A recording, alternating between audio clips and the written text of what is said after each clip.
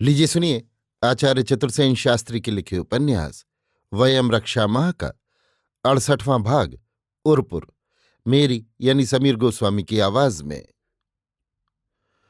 उन दिनों उरपुर देवलोक में अत्यंत संपन्न नगर था। वहां अनेक देव, अप्सराएं और उरगजन रहते थे। इसकी सुषमा अमरावती से कम न थी। ये नगर काकेशस उपत्यकाओं में आज भी बसा हुआ है। वहां की अप्सराएं देवलोक में सबसे अधिक सुंदर हुआ करती थीं और वे उर्वशी कहाती थीं। काकेशस या कोहकाफ का ये अंचल अत्यंत आरोग्यप्रद है। पार्शियन कथाकारों ने इन अप्सराओं को कोहकाफ की परी कहकर इनका परिचय दिया है। यहाँ पारिजात नाम का एक अम्लान श्वेत स्थल कमल होता था, जो देवलोक भर में प्रसिद्ध था। इसकी गंध माधुरी 1 योजन तक वातावरण को सुरभित करती थी और देवराट इंद्र प्रतिदिन इसी पारिजात का आम्लान माल धारण करते थे। आज भी संसार भर में इस प्रांत का ये स्थल कमल प्रसिद्ध है। रावण ने वारुणियों से हेमा अप्सरा के साथ बहुत से रत्न, मणि, सुवर्ण भी क्षतिपूर्ति के रूप में लिए थे तथा हेमा को अपनी बंदनी के रूप में पृथक एक स्थान में रखा था। हेमा इसी उरपुर की निवासिनी थी। वह असाधारण सुंदरी और मोहक थी।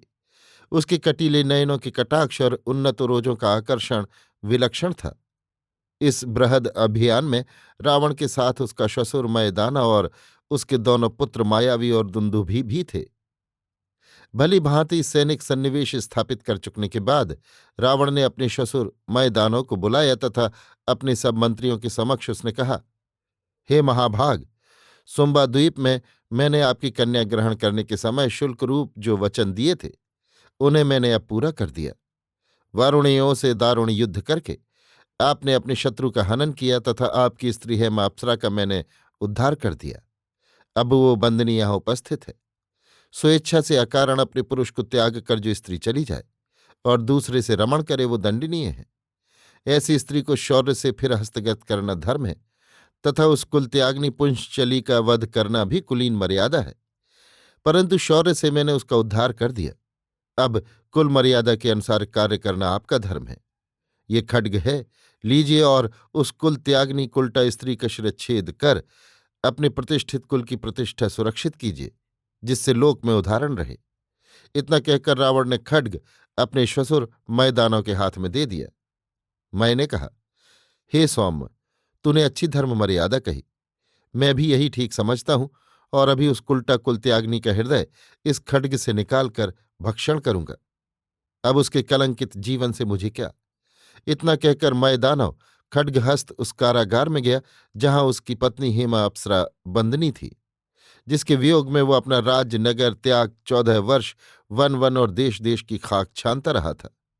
परंतु जब वो नग्न खड हाथ में लिए उसके सम्मुख पहुंचा तो उसने देखा कि वो अविचल भाव से स्थिर खड़ी है। मैंने देखा उसका सौंदर्य और आकर्षण इन 14 वर्षों में तनिक भी मिलान नहीं हुआ है। वैसा ही उसका उठा हुआ यौवन है, वैसा ही तपाए सोने का सा स्वर्णगात है, वैसी ही नीलमणि सी उसकी देह यष्टि है। अपने पति को 14 वर्ष बाद इस प्रकार खड्गहस्त सम्मुख खड़ा देखकर वो तनिक भी विचलित नहीं हुई, न उसने अपने बचाव की ही कुछ चेष्टा की। जरठमय की मुट्ठी से खड्ग स्त्रस्त होने लगा। वो उस मनोहर रमणीय वक्ष में खड्ग नहीं घुसेड़ सका, उस कोमल शोभावती रमणी पर निर्दय वार न कर सका। किस प्रकार उसने उसके नवविकसित यौवन के साथ कभी रमण किया था, संसार को भूलकर आरोपित कर दिया था उसी में अपने को, उसके लिए नगर बनाया था, हेमहर्म बनाया था, उसे प्यार किया था, उससे उसने एक पुत्री और 2 पुत्र उत्पन्न किए थे। आज 14 वर्ष से वो उसके वियोग में मारा मारा फिर रहा था। उसके बिना उस विरागी को संसार सूना दिख रहा था और आज जैसे उसकी खोई निधि मिल गई थी। अतीत जीवन के मधुर दृश्य उसके नेत्रों में घूम गए।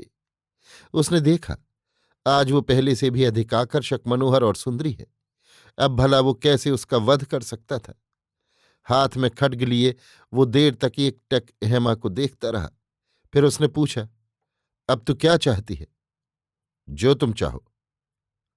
तू क्या करेगी? जो तुम कहो। कहाँ रहेगी? जहां तुम रखोगे। यदि मैं तुझे मुक्त कर दूं? अब इस अभियान के बाद तू जहां चाहे चली जा, मुझसे तुझे क्या। फिर इतना रक्त क्यों बहाया? ये तो ठीक ही किया। तो अब फिर मैं कहाँ जाऊं? क्या इंद्रद्युम्न तुझे मेरे हर्म से भगा ले गया था? नहीं, मैं स्वेच्छा से उसके साथ गई थी। इसमें दोष किसका है, तेरा या इंद्रद्युम्न का? किसी का भी नहीं। तो तू अपने उस गारहित कार्य के लिए लज्जित नहीं? लज्जित नहीं हूं। क्या मैं तुझे प्यार नहीं करता था? करते थे। और तू? मैं भी। फिर भागी क्यों? इसलिए कि मैं अपने को भी प्यार करती थी। तूने मेरा विचार नहीं किया? बहुत किया। फिर भी तू मुझे छोड़कर भाग गई।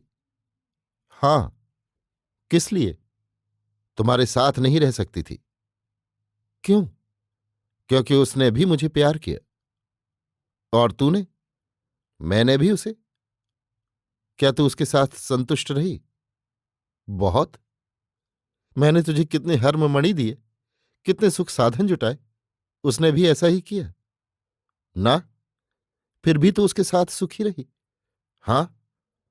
मुझे याद नहीं किया? बहुत किया। मेरे दुख को नहीं देखा? बहुत देखा। फिर भी लौटी नहीं? नहीं लौट सकती थी। क्या तुझे बलात् रखा गया था? नहीं। चाहती तो लौट सकती थी। लौट सकती थी। फिर भी लौटी नहीं? ना। क्यों? उसके प्यार के वशीभूत होकर। तो उसका प्यार मेरे प्यार, तेरे विवेक और तेरी मेरी मर्यादा सबको आक्रांत कर गया। ऐसा ही हुआ। और अब तो तुमने उसे मार डाला। परंतु तू? तुम्हारे अधीन हूं। यदि मैं तेरा वध करूं? करो। और प्यार? करो। तू भयभीत नहीं है? क्या तुमसे? नहीं, इस खड्ग से? नहीं। क्यों भला? तुम जो मेरे निकट हो, तुम्हारे निकट रहते मुझे क्या भय? मय की आंखों से अश्रुधारा बह चली। खड्ग की नौक भूमि में गड़ा कर वो पृथ्वी पर झुक गया। हेमा ने आकर उसका सिर अपने वक्ष में ले लिया। बहुत देर बाद मैंने कहा, घर चल हेमा। चलो। और दोनों उसी बंदी गृह से बाहर आए। रावण ने सब बातें जानी, पर उसने सास की अभ्यर्थना नहीं की। फिर भी वो उसके अदैन्य पर चकित था। उसने कहा, माता, मैं तेरी अभ्यर्थना नहीं कर सकता। कैसे कर सकता है पुत्र? मुझसे घृणा करने का तुझे अधिकार है। मैं तुझसे घृणा नहीं करता माता, परंतु तूने अपराध तो किया है। इसका विचार तू नहीं कर सकता पुत्र। तेरी पत्नी का पिता मेरा पति कर सकता है, सो उसने कर लिया है। तो मात, तेरा अब मैं क्या प्रिय करूं? इस उरपुर में हमारा अभिनंदन ग्रहण करके मुझे संप्रहर्षित कर। ये उरनगर तो मैंने अपने श्वशुर महाभाग मय को दिया है। तो उसकी पत्नी मैं यहां की स्वामिनी हूं, तेरा अभिनंदन करती हूं। तू हमारा जामाता है, पूजार्य है, अतिथि है, अभिनंदनीय है। मेरे पति पर तेरा उपकार है। तो माता, मेरे इस कार्य से क्या तुझे दुख नहीं हुआ? पुत्र, सभी के सुख दुख से तेरा क्या प्रयोजन है, तथा गुरुजनों के गुण दोष के विवेचन का ये क्या अवसर है? यदि सत्य ही तूने हमें उरनगर का स्वामी बनाया है, तो जामाता की भांति हमारा अभिनंदन ग्रहण कर। रावण ने स्वीकार किया और तब मैदाना और उसकी पुनरागता पत्नी हेमा अप्सरा ने उरपुर में रावण और राक्षस सैन्य के सत्कार का आयोजन धूमधाम से किया। अभी आप सुन रहे थे आचार्य चतुर्सेन शास्त्री के लिखे उपन्यास वयम रक्षामः का 68वां भाग, उरपुर, मेरी यानी समीर गोस्वामी की आवाज में।